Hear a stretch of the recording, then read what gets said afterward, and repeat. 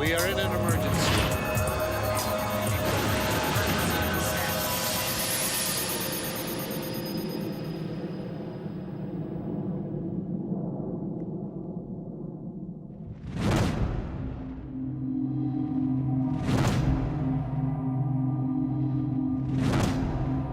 A giant aircraft stands on the tarmac at Marseille in France. It's been taken over by hijackers who are preparing the worst terrorist atrocity the world has so far seen. The men are heavily armed and carrying powerful explosives. The French Prime Minister faces a terrible dilemma. Storm the plane, lose 173 passengers and crew. But let it take off, and there'll be an even bigger price to pay. This will become a blueprint for defeating a terrorist hijacking. With eyewitness testimony and video recordings, this is the inside story of the hijacking the world forgot.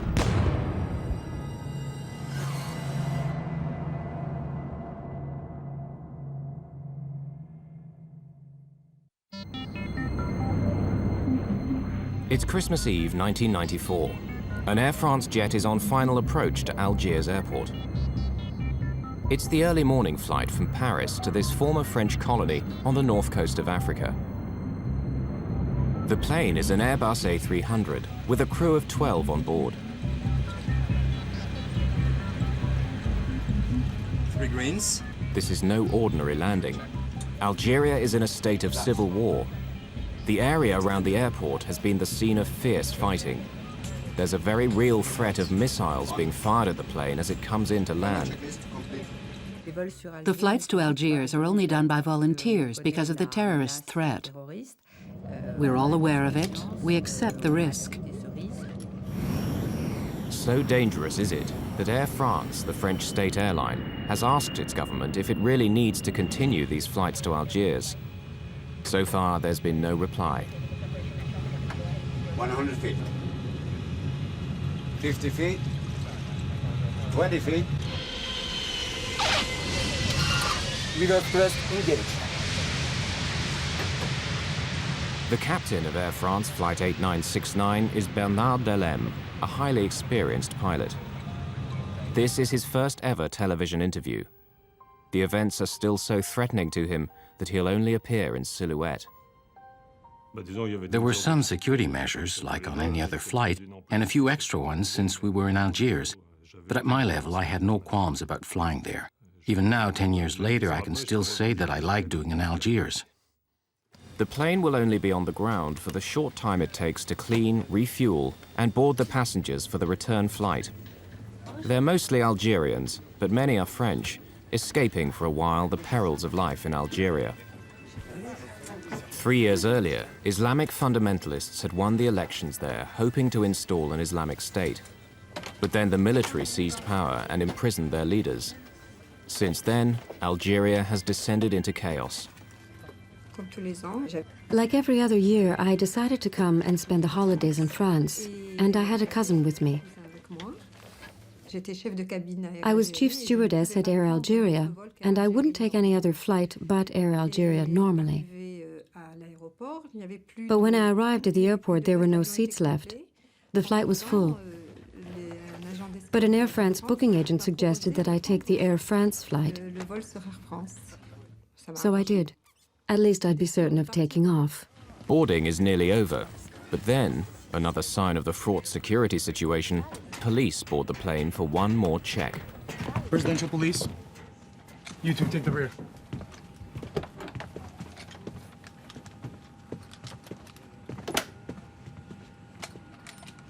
Police, nobody move, please. Presidential police, we're carrying out an identity check. All right. No, you stay here, we'll handle it. It'd be best if I made an announcement. Okay, go ahead.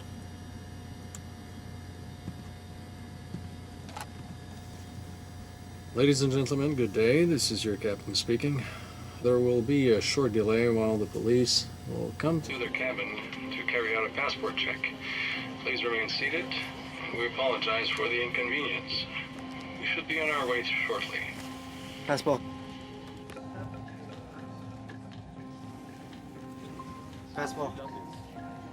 When they came towards us, they were armed. And that's really unusual. Passports, please. This unauthorized delay to Flight 8969 is making the military suspicious.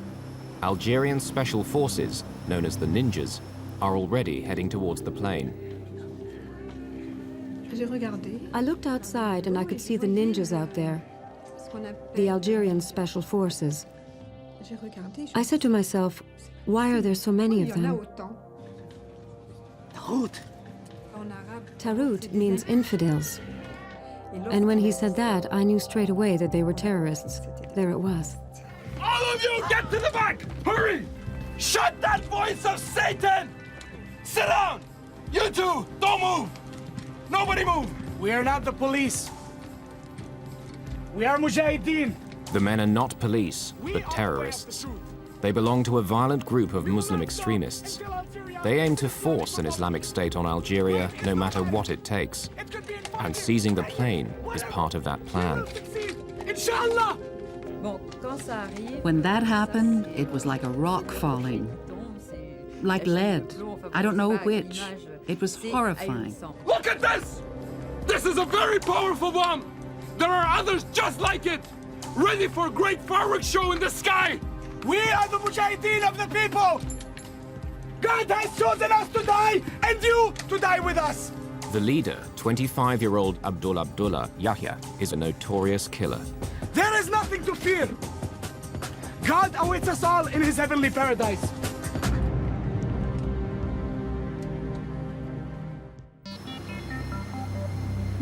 Outside, news spreads quickly, and reporters arrive at the scene. In Paris, the French Prime Minister is urgently recalled from his Christmas holiday. It's an international crisis. I spent the whole afternoon on the phone trying to find out exactly what was going on. It was pretty confused. The Algerian authorities were determined to get tough, and it was difficult to discuss the problem with them. Give me your jacket, Captain. Back in Algiers, the terrorists decide to put on the flight crew's uniforms to confuse any army snipers. Meanwhile, in the cabin, one of the terrorists is not happy with what he sees. Cover your head! Cover your head more! You too! Their Islamic customs were not being respected.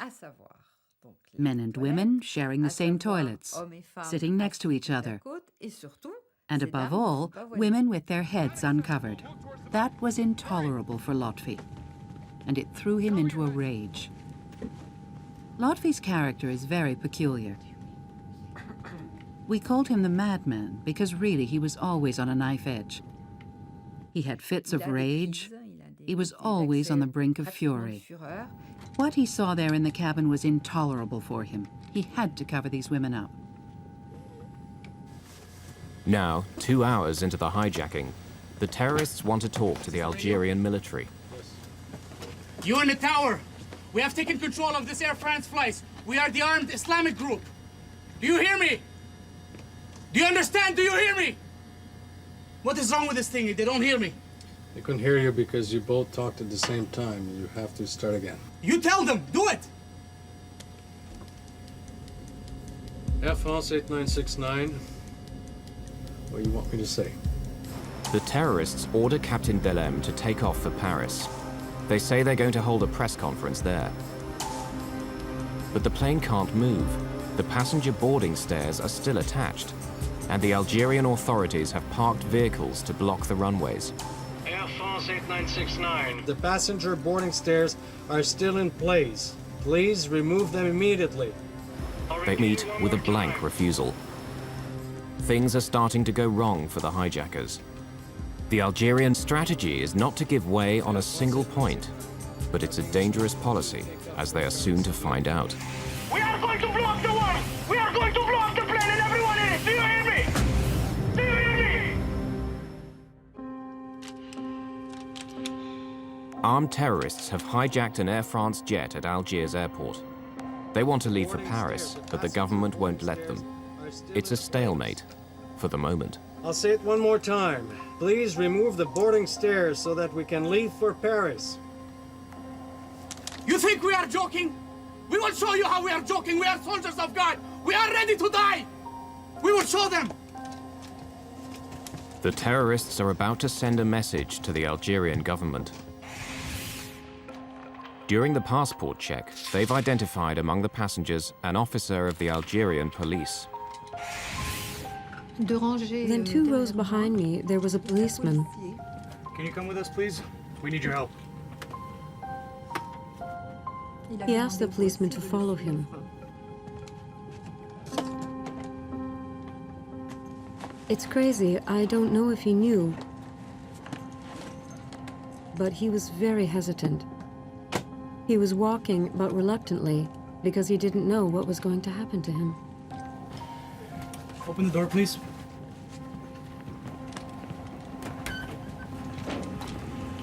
So please take our message to the government.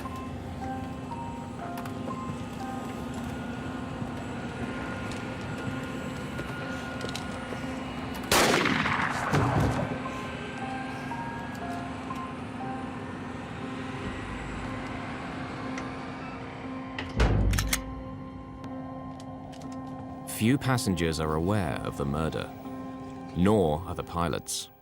The first contact we were allowed with the cabin was when a stewardess was allowed into the cockpit to see if we wanted anything.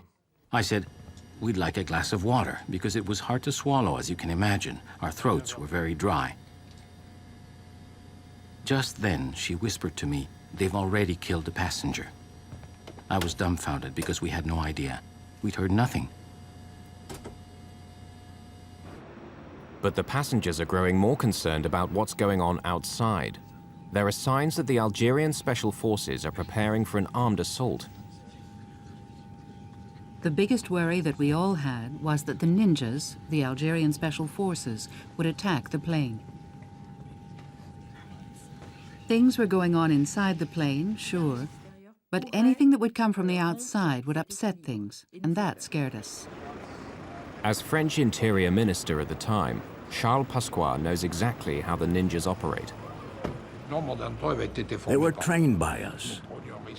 We were taking a considerable risk by letting this plane stay in Algiers, because we knew that although the Algerian forces were perfectly capable of ending the siege, it would have ended in a bloodbath.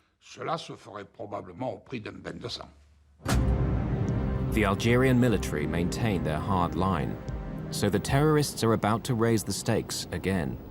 Another passenger must die.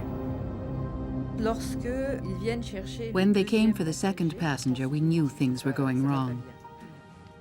This passenger, he was different. He was Vietnamese, a diplomat. He was the real foreigner on this plane. This passenger was not cowed by their terror, and that must have bothered them. The Vietnamese diplomat believes that as an outsider, he's being released.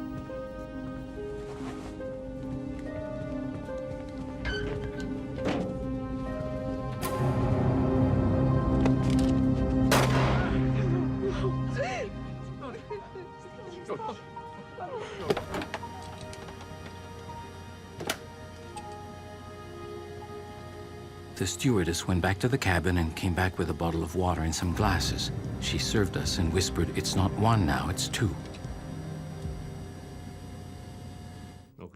Immediately, I realized that we had really hit the jackpot. As the hours go by, the crew and passengers begin to recognize the different personalities of the 4 men.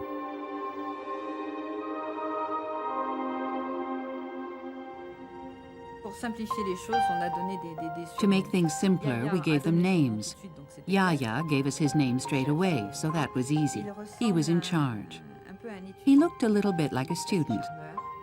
He was friendly enough, very calm, except when he flew into a rage, and then he would act like a gangster. Lotfi, the madman, was the one who insisted we follow their laws, the one who was the most fanatic, the most fundamentalist. He'd already been in prison and been tortured. He had a hatred of the government, and he had a very short fuse. He was the dangerous one, the real psychopath. The third one didn't have a name. We called him Bill. He was a little bit simple. You wondered what he was doing there, and you could see him wondering the same thing. It was an error in casting. He was more of a goat herd than a terrorist. Then, finally, there was the killer. It was he who did the shooting, and who cleaned his gun afterwards without any remorse or feeling. I wonder if he knew what he was doing. The killer in the group is becoming increasingly bizarre. The tallest one, the killer, when we passed each other on the plane, he would take me by the neck and kiss me on the forehead. And later on, the meaning of this was more or less confirmed to me. People told me that this could be seen as the kiss of death. Finally, Morin plucks up enough courage to voice his fears. Can I say something? I want to ask you a favor.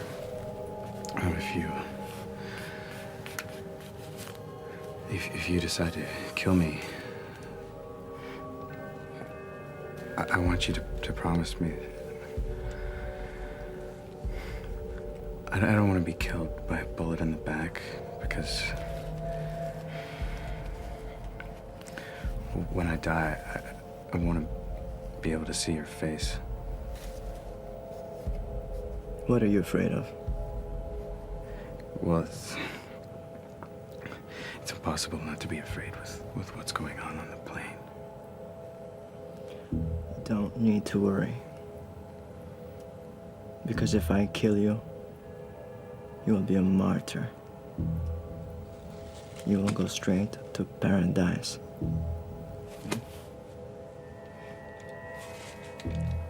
I can tell you that it didn't make me feel any better. In Algiers, it's stalemate. Neither side is giving way. In Paris, the French leaders are frustrated. They believe their own special forces could bring the hijacking to a safe end. But the Algerians refuse to let foreign troops in to sort out an Algerian problem.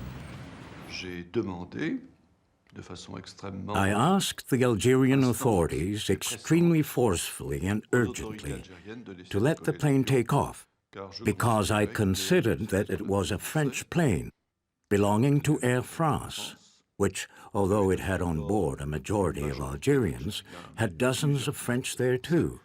So it was for us to solve the problem.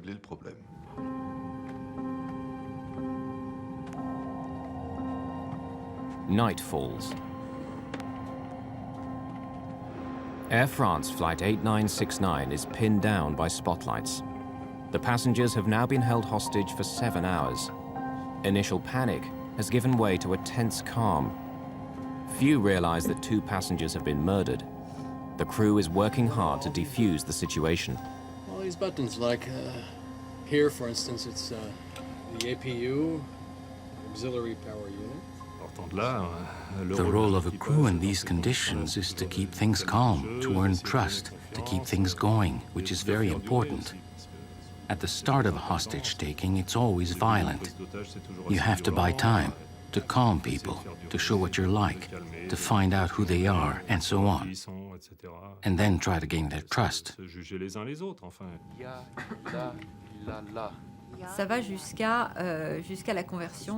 There was the conversion to Islam of 2 stewardesses, of whom I was one.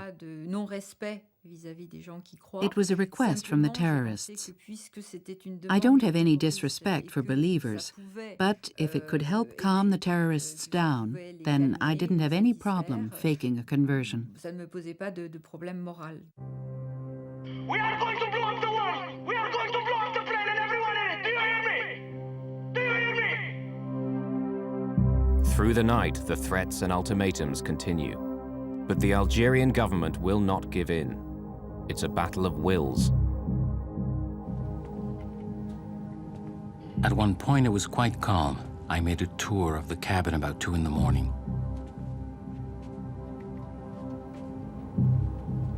There were 2 of them lying on the floor between door 1 left and door 1 right. I thought, look, 2 of them are asleep, one's at the rear, there's only 1 in the cockpit. If an assault took place now, maybe it wouldn't be so bad. But that's as far as it went.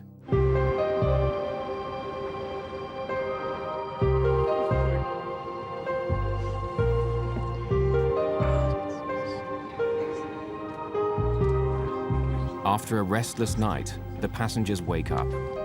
It's Christmas morning. It was a marvelous gesture. There was one person we called Father Christmas because he said, "You've worked hard enough, now it's my turn." And he took round all the bottles of water and glasses to the passengers. The passengers joined in. That's to say, they tried to eat something, to do normal things, to make the atmosphere a little bit more normal and a little less stressful than it really was. It was the waiting, because in reality, we could do nothing but wait. During the night, the French government has decided to send its special forces to the island of Majorca, as close to Algeria as possible without being accused of interfering. Colonel Denis Favier was then a major in charge of the French counter-terrorist unit, the GIGN. Since the hijacking, it's feared that terrorists have put a price on his head, and he doesn't want his face to be seen. The decision was taken to send GIGN to Majorca. An Air France aircraft was put at our disposal, identical in every respect to the hijacked aircraft, as well as an experienced crew who knew the technical side, all the details of the plane. En route to Majorca, Major Favier's men have familiarized themselves with every detail of the A300 Airbus, in the expectation that they will get the chance to attack the plane. Back in Algiers, the terrorists release some passengers, mainly women with young children or people with serious medical conditions. But there are still over 170 people on board, a handful for the 4 young terrorists. And the passengers are not who they thought they would be. I don't know how the terrorists organized their business. They certainly put a lot of thought into it. They obviously wanted to seize a symbol of France, and Air France is a national symbol. But perhaps they didn't realize that in an Air France plane at Algiers, most of the passengers would be Algerians. 138 of the passengers are Algerian citizens. The terrorists offer to release them, leaving only the French nationals on board. A gruesome indication, perhaps, of their final plan. However, the Algerian passengers refuse to leave. It's true that in Algiers they were going to free some of the passengers, and they refused to get off. I think that one of them said, if we leave, then afterwards they're going to kill the crew, so I'm going to stay. I think that this man was sincere. I can't explain it, but it was the truth. The Algerian government has another trick up its sleeve. They've managed to identify the terrorist leader, Yahya, and bring his mother to the microphone to try to weaken her son's resolve. Ma! Ma!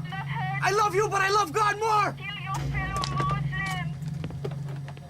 The Algerian government's tactic misfires. It sends Yahya into a boiling rage. They went and got my mother. Can you imagine that? My mother! They went and dragged my mother over here! How many French are back there? 1 man and woman. Go get the man. What do they think they're playing at? What do they think they're doing?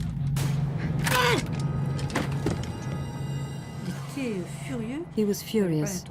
He had no intention of changing his mind. Even the love of his mother, even his mother couldn't do anything. Until now, the terrorists haven't targeted any French citizens. But their time has come. 2 staff members of the French embassy are on board, a secretary and a young chef.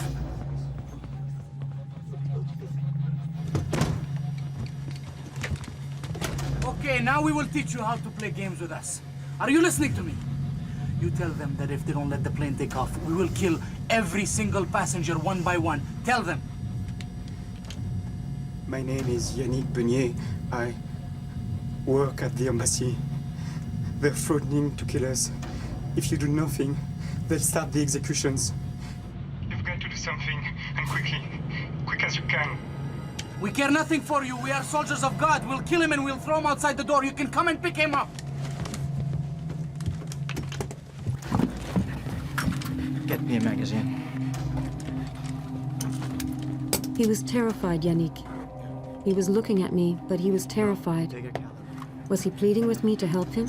Was he? You two, we better off going back to your places. Go!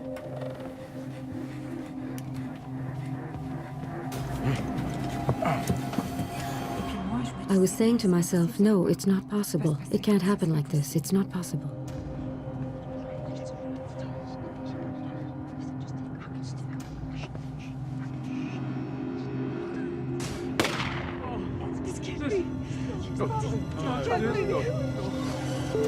The door-open warning light confirms that the terrorists have carried out their threat. Air France 8969. You happy now? See what you get when you play tough. On a assisté à distance. We witnessed at a distance the execution of this man. C'est quelque chose qui a été qu'on avait vécu. It was something we lived through with great emotion in Paris, because we were patched into the conversations between the plane and the control tower. The French government can no longer stand by and do nothing. Prime Minister Balladur gets on the phone and threatens his Algerian counterpart. I told him that I would hold the Algerian government responsible for what happened and make it known to international opinion. Balladur's threat works. The Algerian president caves in. Finally, after 39 hours of terror, Flight 8969 can leave for France. Just then, there it was. We could leave. In the plane, there was a joy you could not imagine. And really, this impression that that was it. We'd succeeded. We had all succeeded, and we were going to be saved. We were leaving Algiers. But there's a problem. All the time they've been on the ground, the captain has kept the auxiliary power unit running. It's a small jet engine in the tail of the plane which keeps the power supply going. It uses around 4 tons of fuel a day.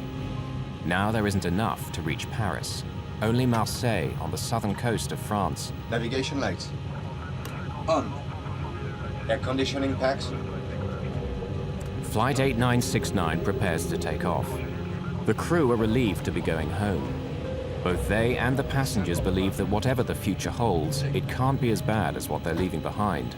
They don't realize the horror that awaits them.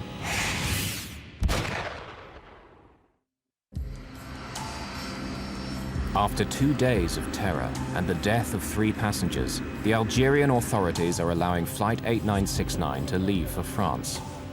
The terrorists say they're going to hold a press conference there. Before takeoff checklist completed. But Captain Delem wants an urgent word with the terrorist leader. What is it? What's wrong? Look, since the start of this whole thing, I followed your instructions. You want to get to Paris to talk to the journalists. I'll take you there. But I want to know if you're going to blow up the plane between Algiers and Marseille. Why do you ask if I'm going to blow up the plane? Because the responsibility for these passengers is on my shoulders. No, there's nothing to worry about for you or the passengers. We fly to Marseille, like you said, refuel the tanks, and then we go to Paris. I give you my word. All right. Good. Let's go.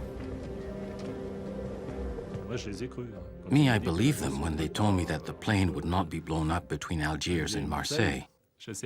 I don't know if they would have given me the same answer between Marseille and Paris.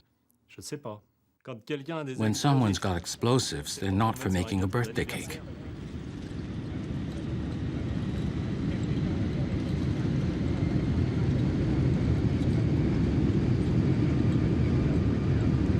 We have 2 terrorists strapped in their seats in the cockpit, and they're so excited. They're like kids, excited, happy.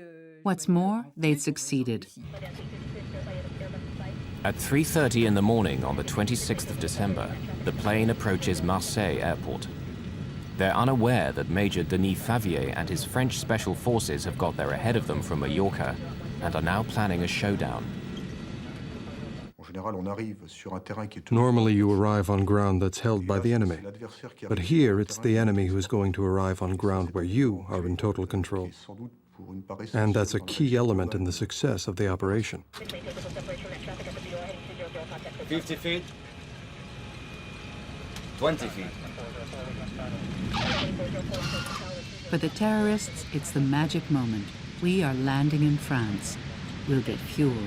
We'll get provisions to take off again and go to Paris, because that's the objective. The airport is very dark. There are the lights of the plane and the little car, the Follow Me car, which we follow, and we do not go to the terminal. The plane is being deliberately led away to a remote corner of the airfield. Tension is very high because the French government has received some alarming news. While the plane was flying towards France, we received other information, according to which the terrorists plan to use the plane to carry out an attack on Paris.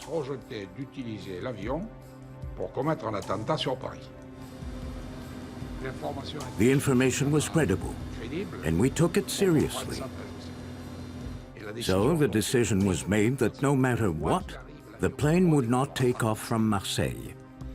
No matter how high the price may be, the plane would not take off. We picked a very precise spot for the plane to park, and then we just played for time.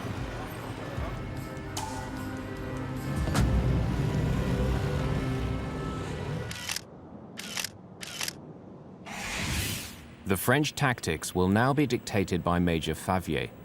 His plan is to wear the terrorists down. Whilst always appearing conciliatory, the French will spin out negotiations as long as possible. They know that Yahya and his men must be tired. The hijacking has now gone on for almost 2 days. Air France 8969, we require immediate refueling. 27 tons! 27 tons. The terrorists have learned from the flight crew that 27 tons of fuel will fill the tanks, far more than the 9 tons needed for the journey to Paris. It appears to confirm the intelligence report that the plane is to be used as a firebomb. They say it's not possible because of the killings, because of what happened in Algiers. It's in all the papers. The workers who do the refueling are afraid. They won't come near the plane. Tell them we want to go now. We'll do a press conference in Paris.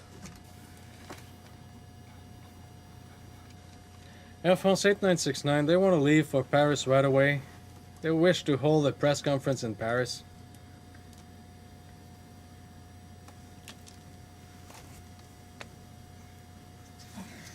You say, why go to Paris while all the international press has come here to Marseille? They're all here. Why do a press conference in Paris? There's no point. We can do it here on the plane. Major Favier has baited the hook. Will Yahya bite? Tell them we want CNN. Tell them we want CNN. Air France 8969, they want to speak to CNN. The terrorists agree to a press conference aboard the plane, little realizing that it's all part of a clever plan.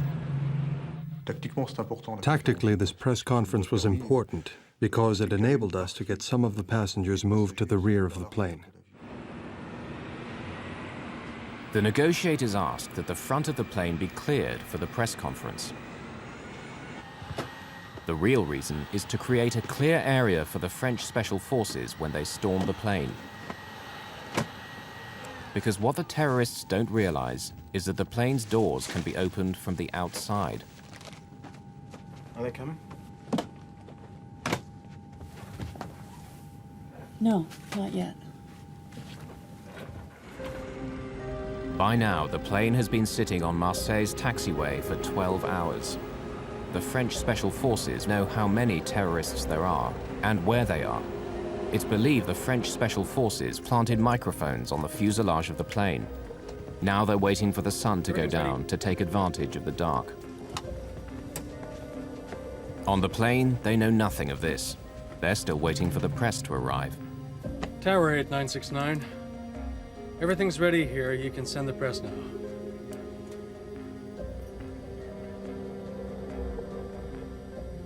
(8969). What do you mean they're not ready? No. You said they were ready over an hour ago, and you were going to get them. Come on, there's not much time left. There must be hundreds of journalists there. This will be the biggest scoop of their careers. They're up to something. We can't stay here. I assure you, it's... Captain, move the plane over there. I promise you, we'll be... Captain, move it right now. Do it. Move the plane over there where the other ones are. We'll be fine. I promise. Move the planes! Go over there where the other ones are! Do it! Do it! Let's go. Start engines. Suddenly, all Colonel Favier's plans are in disarray. Yahya, the terrorist leader, now has the initiative. Tactically for us, the situation was very bad. Our positions were based on the plane being parked at point A, and all of a sudden it's at point B. So we have to reorganize very quickly. Captain Delem is forced to park right at the foot of the tower, close to the terminal and other flights. If they blow up the plane now, the casualties could be enormous. Tell them it's too late now! There won't be a press conference. It's too late. It should have been done. Tell them to fill the tanks. We're leaving. They have until 5 o'clock. At 5 o'clock, we're taking off. Tell them, Captain, do it. I've had it. Do it. Air France 8969. Major Favier is having his men picked up as fast as possible to move to new positions. He puts snipers on the terminal roof, where they'll have a view of the cockpit. He only has a few minutes to set up his emergency plan, a cavalry charge of passenger boarding stairs. 3 air stairs and 30 men. This is the plan. Penetrate by the 2 rear doors, with 2 teams of 11 men each at the rear right and rear left doors, and then a penetration by a smaller team of 8 men at the front right door to gain control of the cockpit, since we know that the terrorist leader is in the cockpit. Our intention is to cut off the cockpit from the rest of the plane. By 5 o'clock, no fuel has been delivered. The authorities have no intention of allowing the plane to take off. 5 o'clock comes round, and there, it's the moment when Yahya has to do something.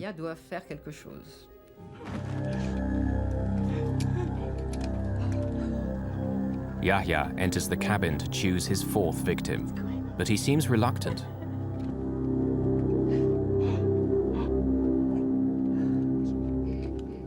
He chooses a member of the crew, the youngest, the most foreign, who had made the mistake of telling him he was an atheist.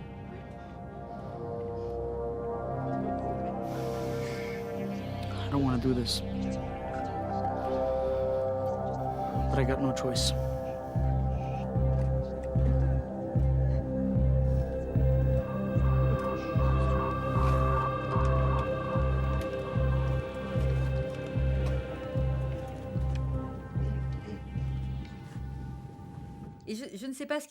I don't know what was going on in Yahya's head, and we never will. I don't know if he changed his mind, but he kept putting off this execution. So instead of that, he fired on everything around.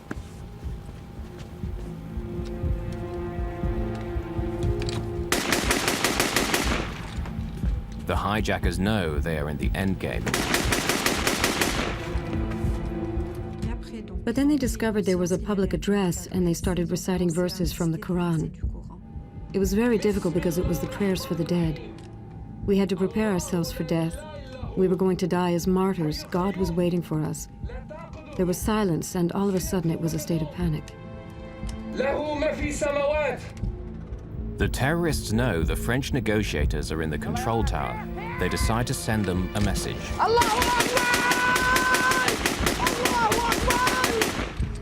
One of the terrorists opened the side window of the cockpit and hosed down the control tower. The glass shattered all around us. We were literally machine gunned. Since we had landed in Marseille, there had been some moments of tension, but nothing like what seemed to be about to happen. Comme ça avait l'air de se présenter. We're gonna succeed in our mission, Captain. Don't worry about that. Major Favier has been given carte blanche by the French Prime Minister Edouard Balladur. He decides the moment has come to act. When the terrorists started firing with an automatic weapon on the tower, there was danger inside the plane, so we now had justification for an armed attack. That attack was carried out from the air stairs, which are mobile vehicles.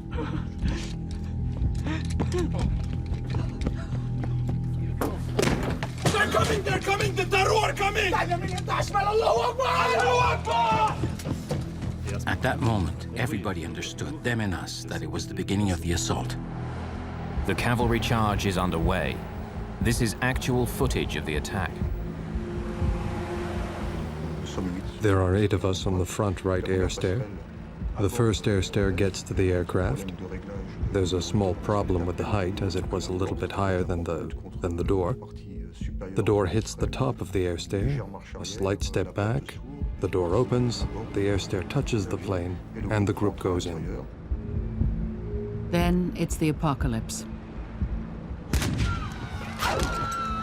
Get down! Get down! And then the group that has gone in comes under a deluge of fire from the terrorists who shoot at everyone who enters, an extremely murderous fire. There's not a moment's doubt about the nature of this gunfire. They are shooting to kill. At the rear of the plane, the other 2 squads of Favier's men enter. So I hear, hands on your head, don't move, hide, get down as low as you can. I just wished to escape. The situation we were in was extremely violent, so I pulled the overcoat I had over my head so I wouldn't see the tracer bullets whizzing past, nor what was going on around. Hundreds of bullets are whistling through the cabin. Grenades are exploding. There's smoke and confusion everywhere. I was in a rather bad spot, so I tried to make myself as small as possible. You stop breathing, and you imagine that you're hard enough to stop the bullets. The snipers on the terminal roof can see the terrorists in the cockpit, but frustratingly can't get a clear shot. The co-pilot is blocking their view. But that problem is about to be solved.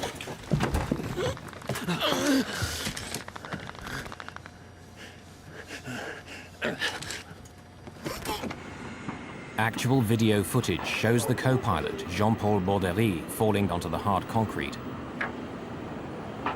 Yet he still manages to stagger away to safety.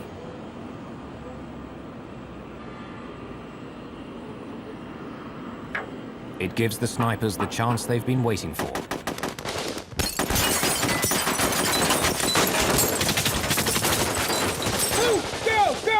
At the rear of the cabin, the French Special Forces is evacuating the passengers through a hail of gunfire.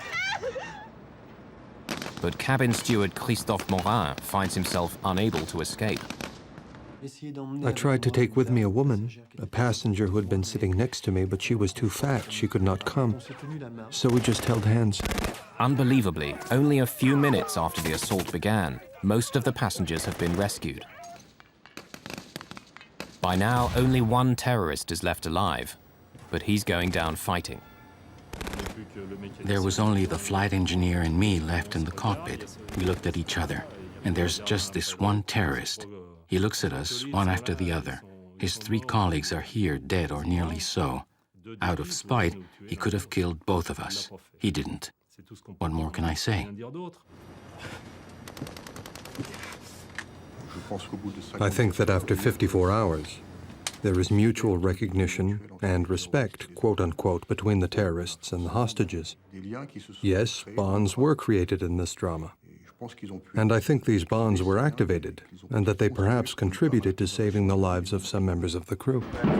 The French news footage captures amazing scenes of the battle. A GIGN man is blasted out of the plane by gunshots. The The final surviving terrorist holds them at bay for almost 20 minutes, but his time and his ammunition are running out.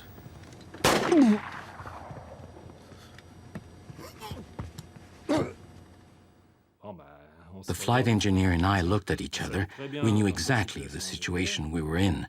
As long as there were gunshots, we knew we could die. But once it stopped, or when we thought it had stopped, then we said, all right, it's over. But it's not over yet for the captain and his flight engineer. The GIGN are not sure who were the terrorists and how many are still alive. Everyone is suspect.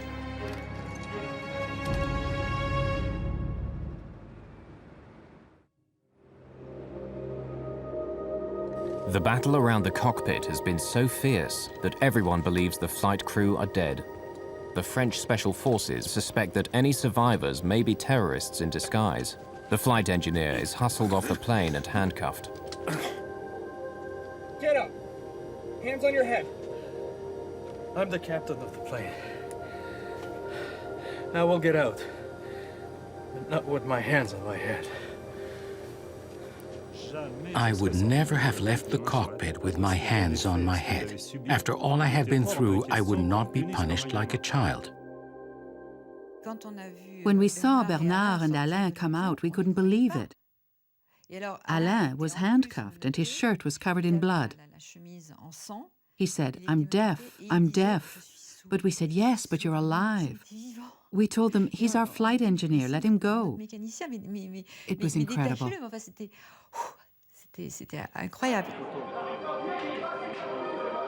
For 20 minutes, the gun battle has raged on board the crowded aircraft. Hundreds of shots have been fired, numerous grenades exploded. Yet all 173 passengers and crew have survived. Captain Delem himself escaped with bullet wounds to his right elbow and thigh. The crew had a specific responsibility, the duty to save the hostages and to safeguard the plane. The crew in general and the captain in particular, they all rose to the occasion. 9 of the 30 GIGN men have been wounded, 1 seriously. When I assessed the gravity of the GIGN men's injuries, and when we learned that none were fatal, then yes, I could consider that the operation overall had been a success. Out of the 161 passengers who survived the hijacking, only a few have suffered slight injuries. A huge relief to the French Prime Minister.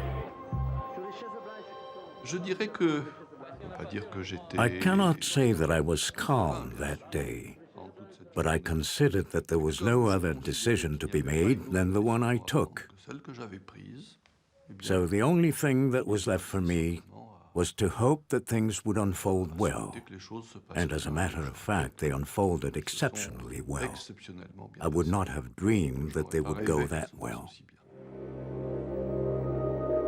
All the French special forces and the crew members received high national honors for their courage. For a long time, I kept seeing the faces of the 3 dead passengers that I couldn't save.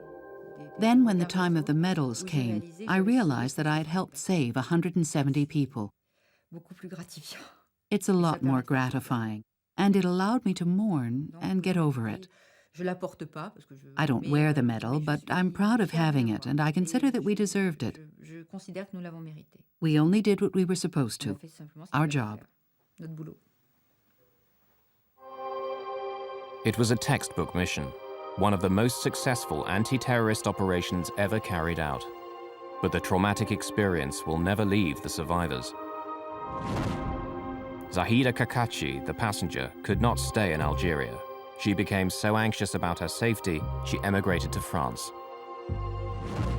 Stewardess Claude Bernard was thanked by Air France, but never worked for them again. Christophe Morin suffered the same fate. Since this horrific experience, his outlook on life has changed radically. He now works for a charitable organization. Captain Delem eventually returned to flying duties. After a further 9 years of service, he's recently retired from Air France. Later, a former leader of the Algerian terrorist groups, Omar Chiki, confirmed that the plan had been to blow up the plane over the Eiffel Tower, the symbol of the French nation.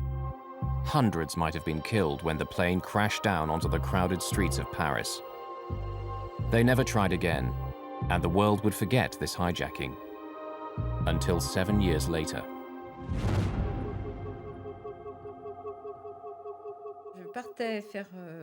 I went to do some shopping and I bumped into a friend who said a plane has crashed into the World Trade Center. I went home and stayed sitting in front of the television for 24 hours. I couldn't move or eat or do anything. All those images came back to me, and I asked myself, is that what was supposed to happen to us?